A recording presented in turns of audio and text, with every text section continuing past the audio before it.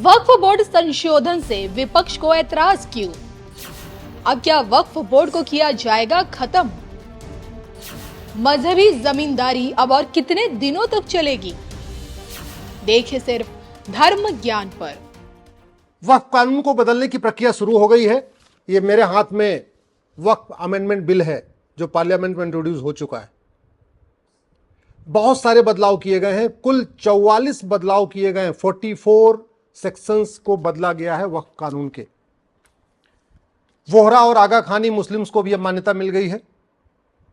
वक्फ को अनिवार्य रूप से घोषित करना पड़ेगा, यानी अगर आप अपनी ज़मीन को डोनेट करना चाहते हैं, आप कुछ दान करना चाहते हैं, वक्फ करना चाहते हैं, तो बाकायदा उसको स्टैंप ड्यूटी पे लिखना होगा किसने वक्फ किया है, कब वक्फ किया है, किसके सामने वक्फ किया है। बाकायदा गवाहों के बयान भी होंगे। महिलाओं की प्रॉपर्टी पे जो कब्जा हो जाता था वक्फ बोर्ड का, जिसके बच्चे नहीं होते थे, जिसके औलाद नहीं होती थी, वो अपनी ज़मीन अपने भतीजे को नहीं दे पाती थी। वो महिला अपने भांजे को नहीं दे पाती थी, अपनी बहन के बच्चे को नहीं दे पाती थी, अपने देवर के बच्चे को नहीं दे पाती थी। वो ज़मीन वक्फ बोर्ड छीन लेता था। उस पर भी रोक लग गई है। किसी भी प्रॉपर्टी को वक्फ जो डिक्लेयर करने की पावर थी, पता चला जंगल को वक्फ डिक्लेयर कर दिया, पहाड़ों को वक्फ डिक्लेयर कर दिया, तमिलनाडु के एक मंदिर को वक्फ डिक्लेयर कर दिया, तमिलनाडु के गांव को वक्फ प्रॉपर्टी डिक्लेयर कर दिया, एयरपोर्ट को वक्फ प्रॉपर्टी डिक्लेयर कर दिया। ऐसे बड़ी बड़ी चीज़ों को उस अनलिमिटेड पावर पे रोक लगाई गई है। सर्वे का काम अब वक्फ बोर्ड का सर्वे कमिश्नर नहीं करेगा, बल्कि कलेक्टर को पावर दे दी गई है। कलेक्टर उसका सर्वे कराएंगे कि वक्फ प्रॉपर्टी है या नहीं है। सेंट्रल वक्फ काउंसिल में अब 3 एमपीज को जोड़ दिया गया है, 2 लोकसभा के एमपी और 1 राज्यसभा के एमपी को। 2 नॉन मुस्लिम भी इसमें सदस्य जोड़ दिए गए हैं। और वक्फ ट्रिब्यूनल की जो पावर थी अनलिमिटेड, उसको भी थोड़ा कम किया गया है। वक्फ ट्रिब्यूनल को टाइम बाउंड तरीके से विवाद को डिसाइड करना पड़ेगा। जो लिमिटेशन एक्ट था कि पता चला कि वक्फ बोर्ड ने किसी प्रॉपर्टी को वक्फ डिक्लेयर किया और पेपर में ऐड दे दिया कि भाई फलाना जो ज़मीन है, पार्क या खेल का मैदान, ये वक्फ प्रॉपर्टी है। अगर 1 महीने तक कोई नहीं आता था उसका जवाब देने, तो वो वक्फ प्रॉपर्टी डिक्लेयर हो जाती थी। उसमें भी रोक लगा दी गई है। आप 1 महीने के बाद भी आके बता सकते हैं कि नहीं, वो प्रॉपर्टी नहीं है। तो कुल मिला के 44 अमेंडमेंट, 44 बदलाव किए गए हैं। मेरा ये मानना है जिस टायर में ना 44 पंचर हो जाए तो उस टायर को बदल देना चाहिए, न कि वो टायर रिपेयर करना चाहिए। जिस बाल्टी में 44 छेद हो जाए उस बाल्टी में रिपेयर नहीं कराना चाहिए, उस बाल्टी को ही बदल देना चाहिए। अगर आपके शरीर में 44 ऑपरेशन करना पड़ रहा है तो इसका मतलब आपकी शरीर सड़ चुकी है। ज़्यादा अच्छा है मोक्ष प्राप्ति हो जाए, मुक्ति मिल जाए उस शरीर से, बजाय कि 44 जगह ऑपरेशन कराने के। अगर आपके हाथ में 44 फ्रैक्चर हो गया है तो आप इसका मतलब आपका हाथ बेकार है। इसलिए अगर वक्फ एक्ट को सुधारने के लिए 44 बदलाव करना पड़ रहा है तो आप खुद सोच सकते हैं कि यह कानून कैसा रहा होगा। 1954 में नेहरू जी ने बहुत सोच समझ के भारत के जमीनों पर अवैध कब्जा करवाने के लिए इसको बनाया था, और नतीजा दुनिया के 50 देशों की जो क्षेत्रफल है उससे ज्यादा हमारे देश में वक्फ बोर्ड के पास एरिया हो चुका है। सवाल यह बनता है कि भारत संविधान से चलता है और संविधान में तो वक्फ का नाम कहीं शब्द ही नहीं है। पूरे के पूरे, ये मेरे हाथ में संविधान है, भारत के पूरे संविधान में आप कोई एक व्यक्ति मुझे WAQF वक्फ दिखा दे, यहां वक्फ लिखा हो, मैं मान लूंगा कि हाँ वक्फ बोर्ड ठीक है, वक्फ ट्रिब्यूनल ठीक है, वक्फ कानून ठीक है। कहीं है ही नहीं है। भारत का संविधान रिलीजन के आधार पर कानून बनाने का विरोध करता है। संविधान कहता है रिलीजन के आधार पर कोई कानून नहीं होना चाहिए।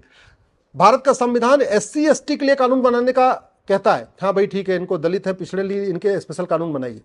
महिलाओं के लिए विशेष कानून बनाने के लिए कहता है, लेकिन रिलीजन के आधार पर कानून बनाने के लिए संविधान बिल्कुल नहीं कहता है, बल्कि मना करता है। क्यों? क्योंकि भारत का विभाजन रिलीजन के आधार पर हुआ था और उस विभाजन के बाद ये संविधान बना था। तो संविधान निर्माताओं ने कहा था कि आप SC ST के लिए अलग से नियम बनाइए, कानून बनाइए, आयोग बनाइए, मंत्रालय बनाइए। महिलाओं के लिए अलग से कमीशन बनाइए, आयोग बनाइए, मंत्रालय बनाइए। महिलाओं के लिए SC ST के लिए अलग से वेलफेयर स्कीम शुरू करिए। लेकिन रिलीजन के आधार पर न कानून बनेगा, न मंत्रालय बनेगा, न कमीशन बनेगा, न ट्रिब्यूनल बनेगा, न नियम कानून बनेगा। अब संविधान रिलीजन के आधार पर कानून बनाने का विरोध करता है, और यह वक्फ कानून तो रिलीजन के आधार पर ही है, मजहब के आधार पर है। संविधान मजहब के आधार पर ट्रिब्यूनल का विरोध करता है और जो वक्फ ट्रिब्यूनल है वो तो मजहब के आधार पे है, और एक मजहब के लिए। भारत में तो बहुत लोग रहते हैं, जैन भी रहते हैं, बौद्ध भी रहते हैं, सिख भी रहते हैं, पारसी भी रहते हैं, यहूदी भी रहते हैं, बहाई भी रहते हैं, और किसी के लिए मजहब के आधार पर ट्रिब्यूनल नहीं है। केवल और केवल एक मजहब के लिए वक्फ आपका ट्रिब्यूनल है। भारत का संविधान रिलीजन के आधार पर बोर्ड बनाने का विरोध करता है। ईसाई बोर्ड नहीं है, बहाई बोर्ड नहीं है, सिख बोर्ड नहीं है, जैन बोर्ड नहीं है, बौद्ध बोर्ड नहीं है, हिंदू बोर्ड नहीं है, पारसी बोर्ड नहीं है, फिर वक्फ बोर्ड क्यों एक मजहब के लिए?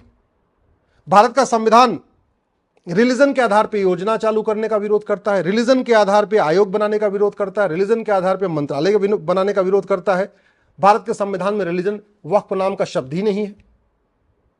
अच्छा, ये वक्फ बोर्ड बड़े चालाकी से क्या कर रहा है, जगह जगह मज़ारें जो बन रही हैं उनको भी वक्फ प्रॉपर्टी डिक्लेयर कर देता है, दरगाह को भी वक्फ प्रॉपर्टी डिक्लेयर कर देता है, कब्रिस्तान को भी वक्फ, जो पक्का कब्रिस्तान होता है, बाउंड्री बनी होती है, उसको भी वक्फ प्रॉपर्टी डिक्लेयर कर देता है। जबकि सच्चाई है, कुरान में न मज़ार कहीं लिखा हुआ है, न दरगाह कहीं लिखा हुआ है, न पक्का कब्रिस्तान कहीं लिखा हुआ है।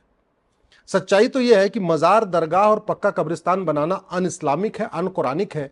इसलिए आपको अरब में, दुबई में, कुवैत में, कतर में, बहरीन में, मस्कट में कहीं पे भी एक भी मज़ार नहीं मिलेगी, एक भी दरगाह नहीं मिलेगी, एक भी पक्का कब्रिस्तान नहीं मिलेगा। तो ये वक्फ बोर्ड, वक्फ ट्रिब्यूनल, वक्फ कानून केवल संविधान विरोधी नहीं है, बल्कि कुरान विरोधी भी है, इस्लाम विरोधी भी है। इसलिए मैं कहता हूं इसको खत्म होना चाहिए। संविधान कहता है एक देश एक विधान, एक देश एक कानून, तो one nation one property code होना चाहिए। अगर दान के लिए कानून बनाना है, चैरिटी के लिए कानून बनाना है, तो one nation one charity code होना चाहिए। आपको अगर धार्मिक स्थानों के लिए कानून बनाना है तो one nation one endowment code होना चाहिए। यानी आप संपत्ति के लिए है तो one nation one property code होना चाहिए। इसका मतलब संविधान यह कहता है कि आपका समान धर्मस्थल संहिता होनी चाहिए, समान दान संहिता होनी चाहिए, समान संपत्ति संहिता होनी चाहिए, जो कानून हो वो सबके लिए एक हो। लेकिन वक्फ कानून जो 44 बदलाव के बाद भी आ रहा है, अभी भी वो संविधान के स्पिरिट में नहीं है। कुछ लोग कहेंगे नहीं, भारत में बहुत सारे ट्रिब्यूनल चलते हैं, एनजीटी है, ऐसे बहुत सारे ट्रिब्यूनल हैं, इनकम टैक्स के ट्रिब्यूनल हैं,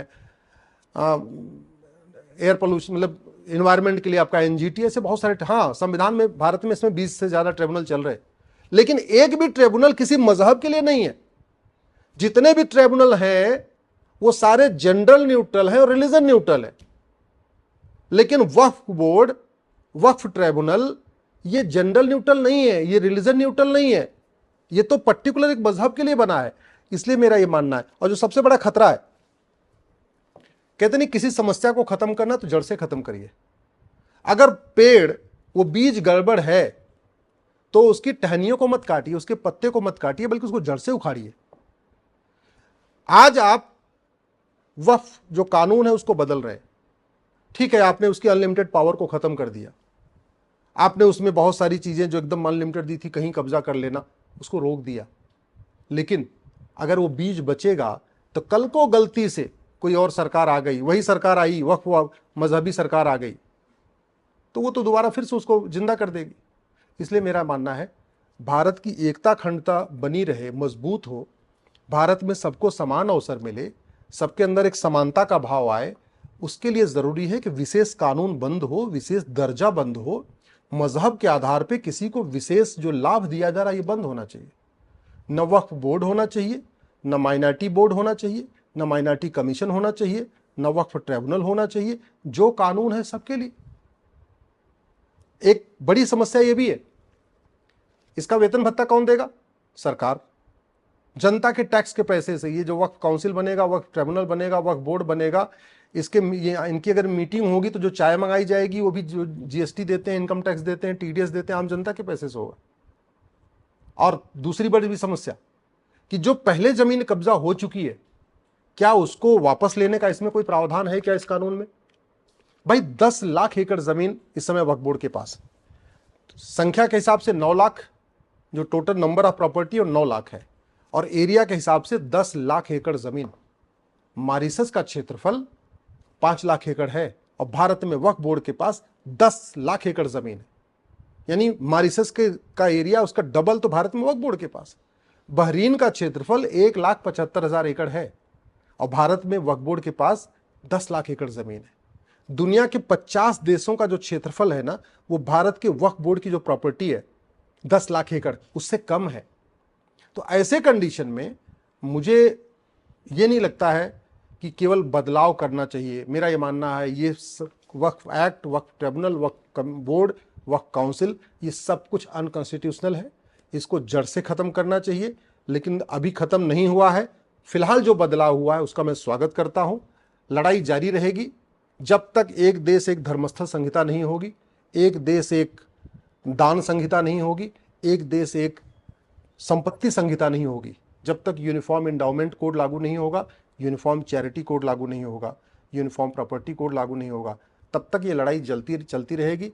आज नहीं तो कल, कल नहीं तो परसों। हमें पूरा भरोसा है मजहब के आधार पर सारे कानून खत्म होंगे, मजहब के आधार पर ट्रिब्यूनल खत्म होंगे, मजहब के आधार के बोर्ड खत्म होंगे, मजहब के आधार की सारी मंत्रालय खत्म होंगे, मजहब के आधार के बने कमीशन खत्म होंगे और भारत में एक देश एक विधान लागू होगा।